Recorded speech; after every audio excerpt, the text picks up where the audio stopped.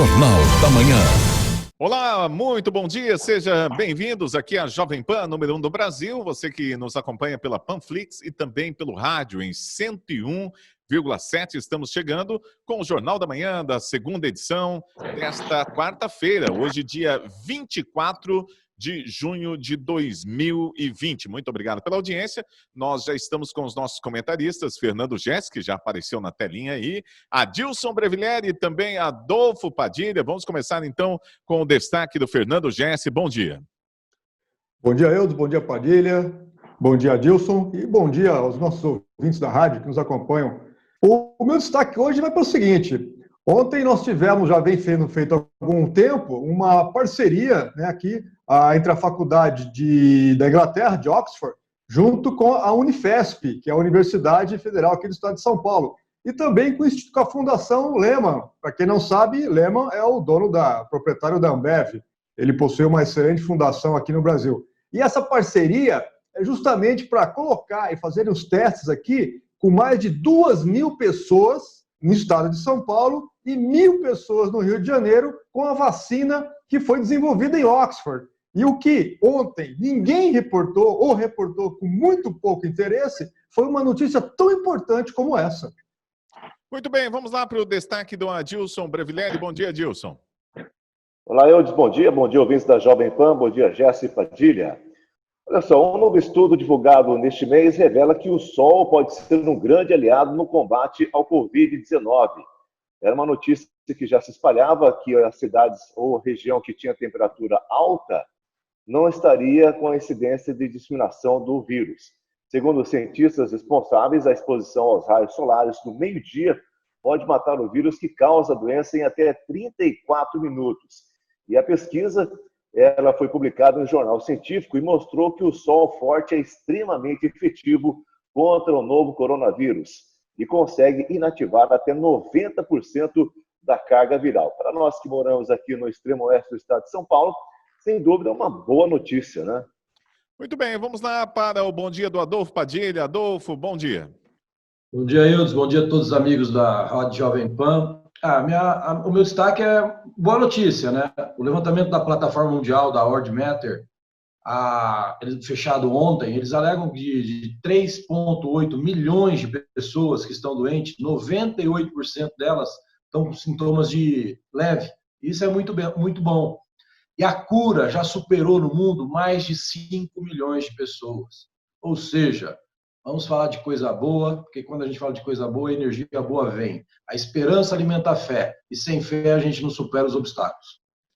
Muito bem, diante do Plano São Paulo de flexibilização, algumas prefeituras da região de Presidente Prudente e outras do estado de São Paulo entraram na justiça ou fizeram decretos diferentes daquele da orientação. E a justiça mandou a prefeitura de Adamantina adequar o decreto para manter apenas o funcionamento de serviços essenciais. A pena por descumprimento é de multa diária de R$50 mil. E o prefeito Márcio Cardim afirmou que não concorda com a liminar e vai recorrer da decisão. Adolfo Padilha, a sua opinião? Minha opinião é sobre essa disputa eterna, né? Justiça, Ministério Público, que se encaminha ao juiz, e a Justiça versus o Executivo. Duas situações diferentes. O executivo, que está ligado diretamente ao público, ao povo da sua cidade, é cobrado constantemente por uma atitude devido às muitas necessidades que todos têm. E aí o Ministério Público e a Justiça, que fica fechadinho no seu quadrado, analisando aquilo que o executivo faz. Nesse caso da crise, a gente está vendo um conflito que eles não conseguem se entender. Nem a justiça, nem o executivo. E não só lá, mas como aqui também. Enfim, nós estamos vendo isso no Brasil todo.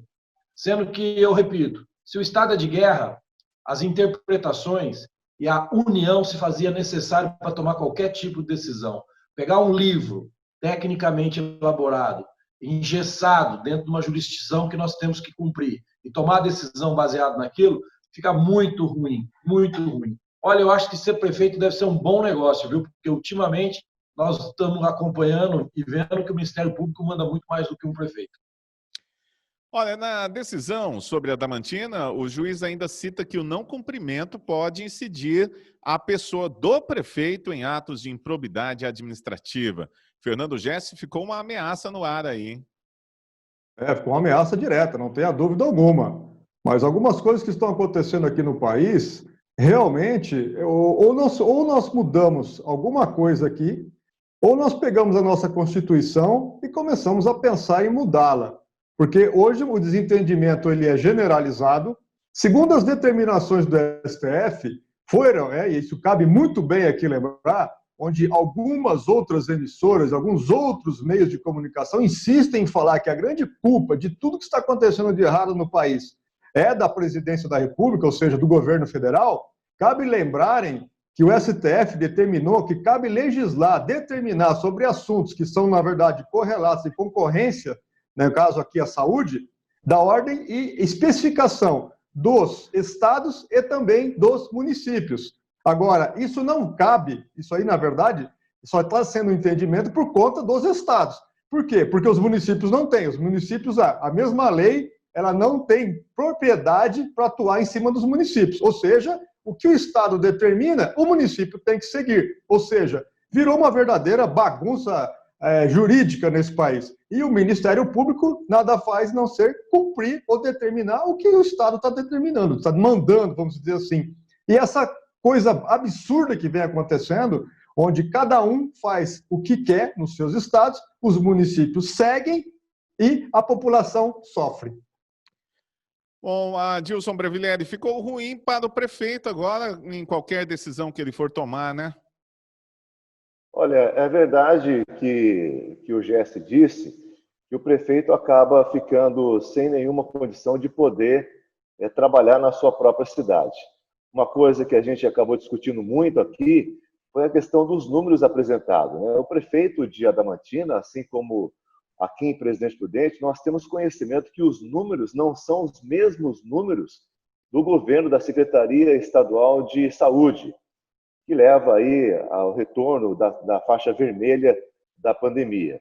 Então, o que o prefeito fez? Ele simplesmente levou em consideração os dados que são apresentados e vividos por ele lá em Adamantina, com as informações dos seus técnicos da Secretaria de Saúde de Adamantina, que são contra os números do governador. E o Ministério Público faz o trabalho de cumprir a determinação do governo, né? Então fica o que o Padilha disse, fica aquela intriga política, né, para ver quem é que manda mais.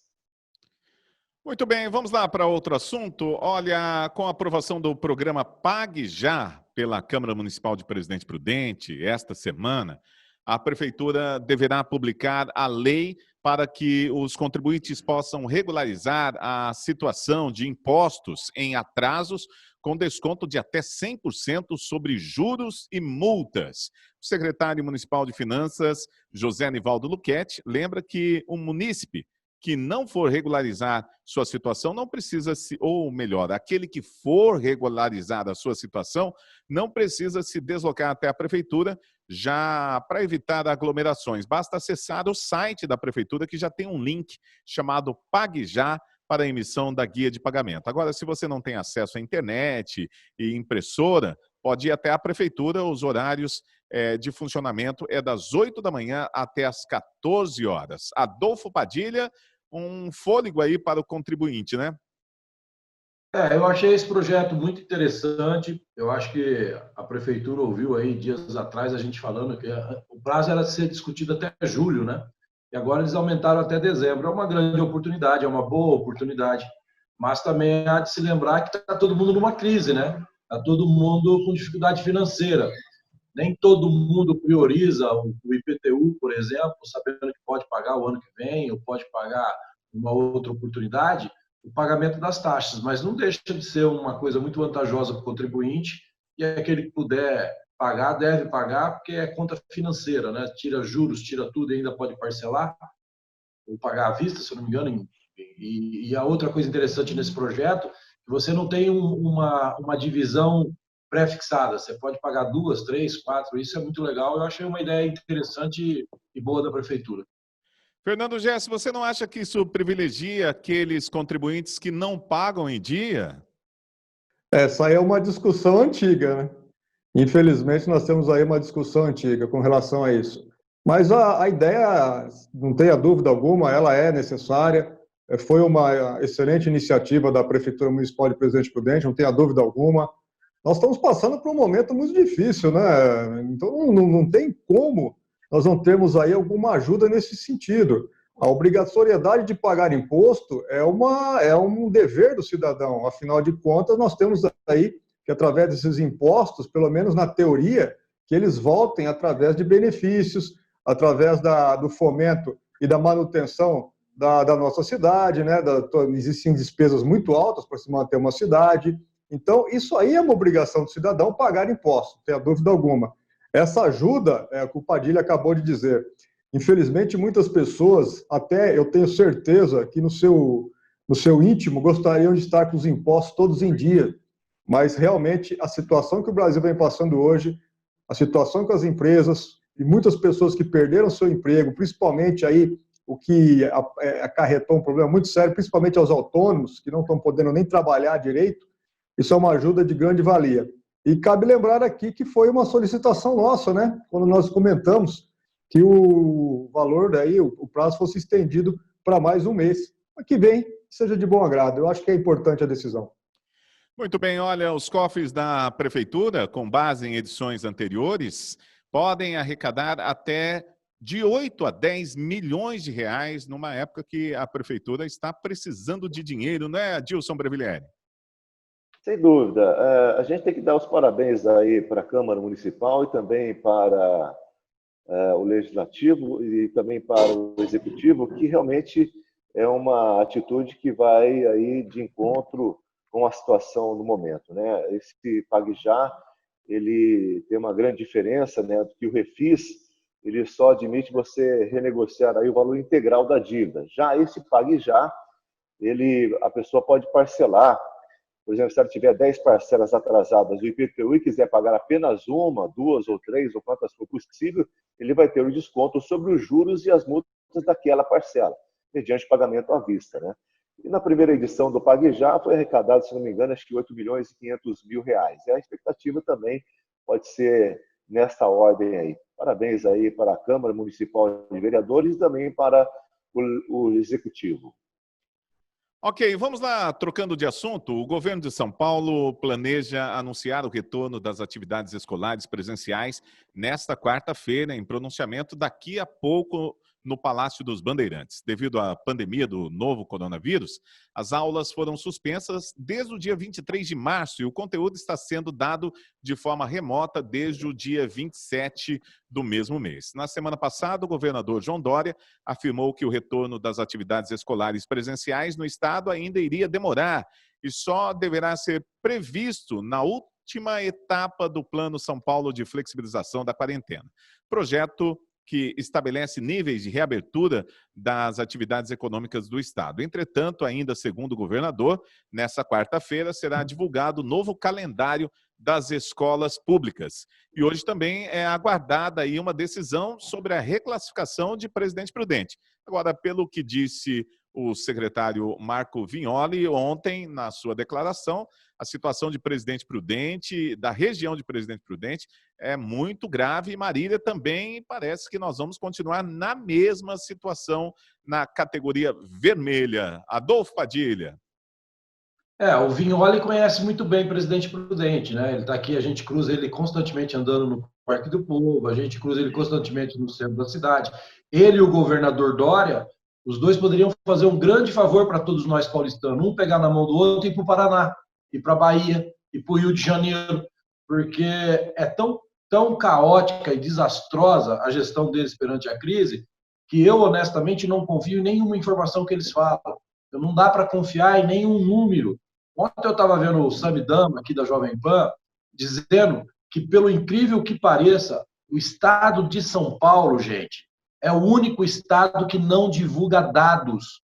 O discurso é sempre que está seguindo a ciência. Eles não conseguem saber realmente, de fato, quantos leitos a gente tem, quantos leitos ocupados, quantos leitos ociosos. É um absurdo, é o maior estado da federação. Eles não conseguem e não querem demonstrar dados, porque tudo é matemático. Com os dados, conseguiria fazer um planejamento de ações com mais eficiência e resultado. Esse é o Estado de São Paulo, que hoje é coordenado pelo João Dória, o gestor de crise, segundo ele, que nos colocou numa crise muito maior dentro de uma crise, com as atitudes equivocadas que ele toma. Sobre o retorno à escola, eu acho que deve retornar às escolas.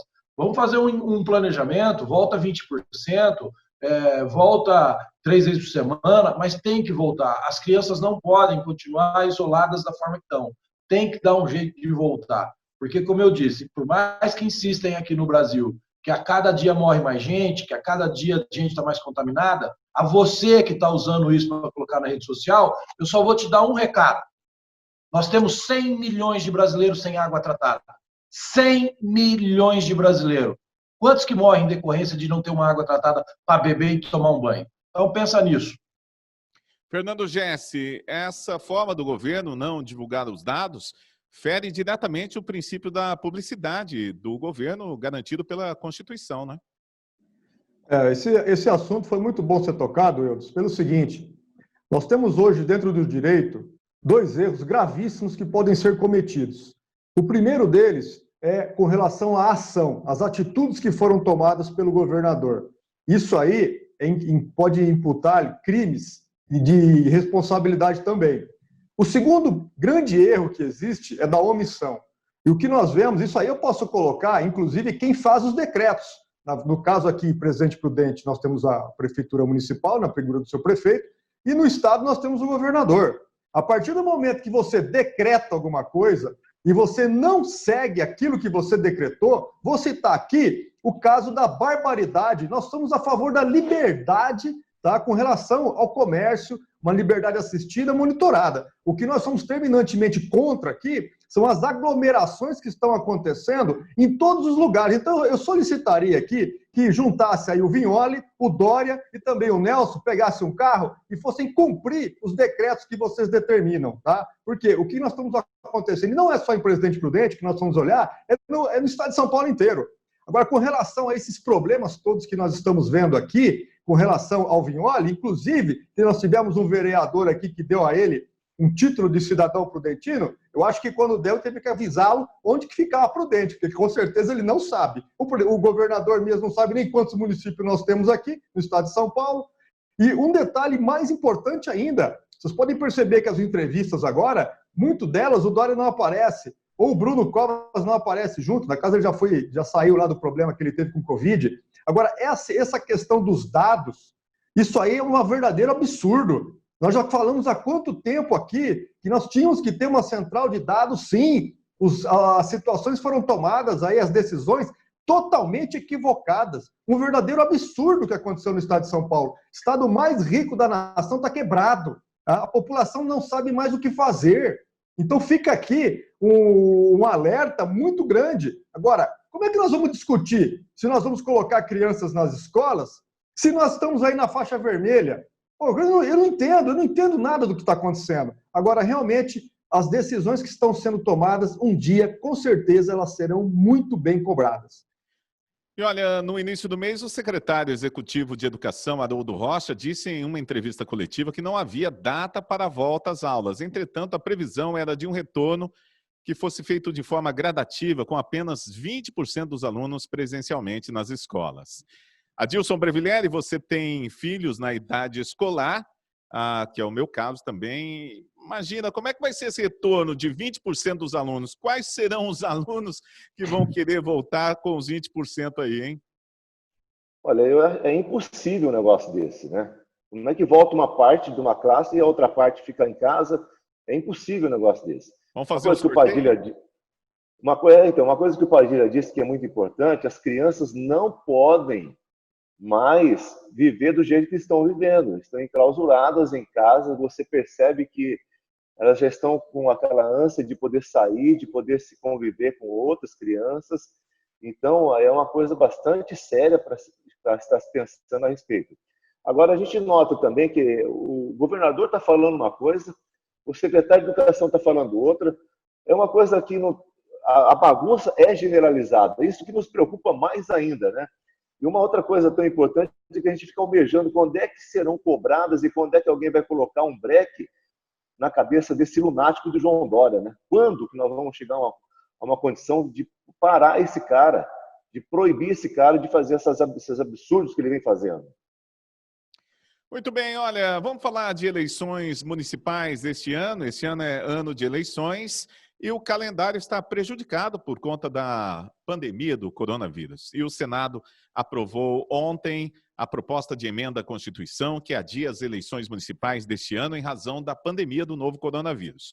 O texto votado em sessão remota foi aprovado por 67 votos a 8 no primeiro turno e 64 votos a 7 no segundo turno no Senado. E agora a proposta de emenda à Constituição segue para a Câmara dos Deputados. Pelo calendário eleitoral, o primeiro turno está marcado para 4 de outubro e o segundo para 25 de outubro. Com a PEC aprovada pelo Senado, adia o primeiro turno para 15 de novembro e o segundo turno para o dia 29 de novembro. Será que passa pela Câmara dos Deputados, Adolfo Padilha? Passa. Isso tudo já está devidamente acordado, pelo que a gente vinha lendo nos temas políticos aí. Agora, o que chama atenção é como eles têm pressa para resolver o problema deles, né? Ou seja, Brasília realmente é mais Brasília do que Brasil. Enquanto isso, eles deixam caducar várias medidas provisórias, como a do IPVAT lá do seguro, como a da carteirinha dos estudantes, só para boicotar o governo do presidente Bolsonaro. Mas quando o assunto é relacionado a eles, como eles votam rápido, pode ter certeza que no máximo até a semana que vem já está definido, como eu disse ontem no meu comentário. Eles precisam de tempo para andar na rua, contar as mentiras e, infelizmente, ganhar os votos. Bom, Fernando Gessi, você acompanha de perto as eleições municipais de Presidente Prudente. O que você achou dessa proposta? A proposta, na verdade, ela teria que ser votada mesmo, não tem dúvida nenhuma. Não tem nem condição aí de fazermos. Se nós podemos postergar um pouquinho mais as eleições, não tem problema nenhum. Mas é aquilo que nós sempre falamos aqui, vai ser uma eleição diferente. Vai ser uma eleição que as pessoas não vão poder ficar muito na rua mentindo, não vão poder meter a mão no dinheiro público. Isso vai ser interessante, viu? Eu quero ver quem serão as pessoas. Isso vai mudar muito o quadro aí das nossas câmaras de vereadores, das nossas prefeituras. A situação vai ficar um pouquinho complicada. Agora, o que me ressalta nessa informação, Eudes, é o seguinte: quem foram os 7 ou 6 lá que votaram? Nós não sabemos ainda, porque eu tentei procurar saber e não consegui. Quem foram esses 6 ou 7 aí que votaram contra a postergar essa data, né, colocar um pouquinho mais para frente? Mas eu acredito também, como o Adolfo disse, não vai ter problema nenhum. Hoje ou amanhã, até semana que vem, está tudo certinho, as eleições vão ocorrer esse ano, porque é obrigação constitucional. Vamos lá, então, para a opinião do Adilson Breviglieri. Olha, a gente já sabia que ia ser prorrogado, né? Qualquer pessoa já tinha esse conhecimento. Agora, uma coisa que a gente tem que pensar também é que lá, um mês a mais para frente, a gente vai ter uma condição melhor da situação do coronavírus, né? A gente vai ter aí um controle maior, as pessoas poderão votar com pouco mais de segurança que se fosse em outubro, que a gente está prolongando um pouco mais as questões da Covid-19 aí, que é bastante preocupante.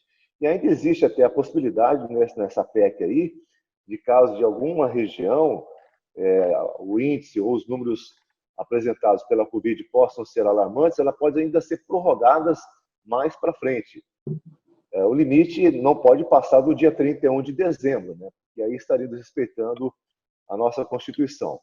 Mas eu acho que também é interessante, eu acho que a maioria da população também tem aprovado isso aí como uma coisa boa. Bom, nós vamos começar a falar de política agora federal, isso mesmo. A gente não pode passar o programa sem falar do presidente da República, Jair Bolsonaro. A Polícia Federal informou ao ministro Celso de Mello, do Supremo Tribunal Federal, que necessita ouvir o presidente Jair Bolsonaro no inquérito sobre a suposta tentativa de interferência do presidente na autonomia da instituição. De acordo com o que a Polícia Federal informou ao ministro, as investigações estão avançadas. Adolfo Padilha, essa questão aí está esticando a corda com o presidente, né? O nosso STF, ele vive um momento de relativismo, né? Toda aquela verdade absoluta que existe em nossos termos legais, parece que ele mesmo está rompendo isso. E eu digo isso porque a gente poderia aqui passar um programa inteiro falando. É o Queiroz preso em presídio de segurança máxima, uma ação policial carnavalesca e agora num presídio de segurança máxima, né? Enquanto isso, nós temos o deputado do PT, o André Siciliano, que movimentou 46 milhões, mais um bando de deputados, eles nem citados foram nesse inquérito. Então, você tem a Sarah Winter, uma antiga ativista da esquerda, que já andou com coquetel molotov, que já botou fogo na bandeira, isso anos atrás, nunca foi numa delegacia. De repente, ela pega um rojãozinho, solta na direção do STF, está presa num presídio comum, junto com pessoas que já ameaçaram ela de morte. Então, são tantas coisas que vão os caras que foram na frente da casa do Moraes, ficha limpa, estão presos faz um mês, porque foram na frente da casa do ministro Moraes, que é o rei do Brasil hoje, e disseram lá a ordem contra o STF. Quer dizer, tudo isso é muito perigoso, essa justiça que ela faz um duplo padrão, identificando se é apoiador do Bolsonaro, virou antidemocrático. Vale torcida organizada para fazer movimento pró-democracia. Olha os absurdos que a gente está vendo, a nossa corte que tinha que cuidar disso, porque é ela que está tumultuando esse processo todo, porque ela começa lá de cima e ela afeta as diligências aqui embaixo. Né? Então, a gente tem que ficar muito atento a isso, porque isso, na verdade, é uma forma de amedrontar e cortar a nossa liberdade de expressão. É o que eu digo. O Celso Barroso, o ministro que se aposenta agora, ele fala que o depoimento tem que ser pessoal, sendo que ele mesmo, com Michel Temer, então presidente, fez um depoimento via carta. Então você vê que é o que você falou, eles esticam a corda. E o presidente vem cedendo, ao contrário do que muitos isentões, ao contrário de muitos daquele que defende politicamente correto, dizem que ele que é a chama desse fogo todo. Pois é, o presidente se manteve quietinho aí na última semana, parou até com aquela entrevista na entrada do Palácio do Planalto, mas mesmo assim a justiça continua atrás dele, né, Jesse? Não tenha dúvida alguma, ele vai ficar atrás dele até o último dia do mandato, isso aí não tenha dúvida alguma. Agora, o que nós temos que entender é o seguinte, gente, caso Queiroz, vamos lá, o Adolfo citou, eu vou dar um complemento aqui. Por que teve aquela pirotecnia toda? Quem coordena as polícias civis e militares? Quem? Os governadores. Quais são os governadores do Rio e qual é o governador de São Paulo? Witzel e Dória. O que eles são? Opositores ao governo. Então eles armaram aquele circo todo para prender uma pessoa que, na verdade, todo mundo sabia onde estava. Tá? Isso não era só divulgado, mas todo mundo sabia onde ele estava. Agora, o que o governo precisa fazer, no caso do presidente, nessa questão aí, solicitou o depoimento, vá lá e deponha, tá bom? É isso que tem que ser feito. Você tem que ter assim, vocês não querem me ouvir? Então eu vou aí ouvir, vocês vão me ouvir. Não quer por escrito? Não aceito por escrito, eu vou dar falado, e vai, encara e acabou. Mostra para a sociedade que realmente não deve nada. O que foi dito ali dentro daquela reunião fatídica, que na verdade é uma irresponsabilidade da parte do Celso de Mello em colocar todo aquele conteúdo para todas as pessoas, eu acho que o que se diz numa reunião, e ali no caso, entre aspas, não era uma reunião preparatória, onde você pode xingar a mãe de todo mundo que não tem problema nenhum, isso é normal do brasileiro quando fica nervoso, afinal de contas nosso sangue sobe um pouco mesmo, e colocou para todo mundo ver. Agora, essa questão aí do Queiroz, isso já encheu o saco, né? Ninguém mais aguenta. Prendeu o cara, não prendeu o cara. A mulher dele é réu confessa. Quem está fugindo é réu confessa. Agora, uma coisa que eu vou dizer aqui, e infelizmente é uma coisa que muitas pessoas falam. Infelizmente, os filhos do presidente atrapalham muito a República. Atrapalham demais. Não tenha dúvida alguma nisso. Todo mundo sabe disso. Tem que tomar o celular deles, porque aí nós vamos ter uma governabilidade e uma governança melhor nesse país. Agora, ficar lutando, quer lutar? Tem um negócio lá dentro das câmaras legislativas que chama tribuna. Comecem a usá-la, vocês vão ver que o Brasil vai melhorar muito e muito mesmo, porque ali é o lugar certo de fazer as discussões. E não ficar postando toda hora besteira em Twitter, colocando coisa aí em Facebook, em redes sociais. Ouçam bem isso. Tribuna! Vocês esqueceram de usar, vocês não têm capacidade. Então voltem a usar a tribuna das câmaras legislativas. Adilson Brevileri, pois é, a situação do presidente continua difícil, né? Porque, afinal de contas, cada dia tem uma pancada na muleira aí, e aí fica difícil de administrar. Desde o dia primeiro do mandato dele até o último dia, como disse o Gerson, ele vai sofrer essa pressão aí. Agora, o que acontece é o seguinte, que eles não estão conseguindo, desde o dia do primeiro dia do mandato assumido por ele, eles conseguiram fazer alguma coisa, por conta do comportamento, da forma direta do presidente agir. E um cara bastante claro, bastante aberto, né? Agora, a gente tem que lembrar que esse Supremo Tribunal Federal, 70% dos ministros que estão lá foram indicados por quem? Pelo governo do Lula. E os outros 30% foram indicados por quem? Pela Dilma. Então, esses caras também estão esperneando, eles não conseguem encontrar uma forma de poder atingir o governo Bolsonaro. E está ficando até patético, né? As ações de uma grande rede de TV, eles não têm mais por onde pegar, não tem mais o que fazer, está ficando piada. E a população inteira sabe disso, e até quando que eles vão persistir, né? Eles não podem mais voltar atrás pelo caminho que pegaram. Então, a gente está assistindo agora uma grande sátira, né? A sátira do Supremo Tribunal Federal tentando pegar o presidente em alguma coisa e não consegue, essas redes de televisão esparramadas no Brasil inteiro tentando fazer alguma coisa para poder pegar o presidente também não consegue. E a gente fica assistindo de camarote, né? Muito bem, olha, nós estamos encerrando o Jornal da Manhã desta quarta-feira, 26 de junho de 2020, 24/6, né? 24 de junho de 2020. Muito obrigado aí a Adilson Brevileri, Fernando Gessi, Adolfo Padilha. Bom trabalho para vocês no dia de hoje. E daqui a pouco tem o Pânico aqui na Jovem Pan, a partir do meio-dia. Então você é o nosso convidado para assistir também o Pânico. E se liga aqui nas nossas redes sociais através do Panflix. Grande abraço para todo mundo e até amanhã.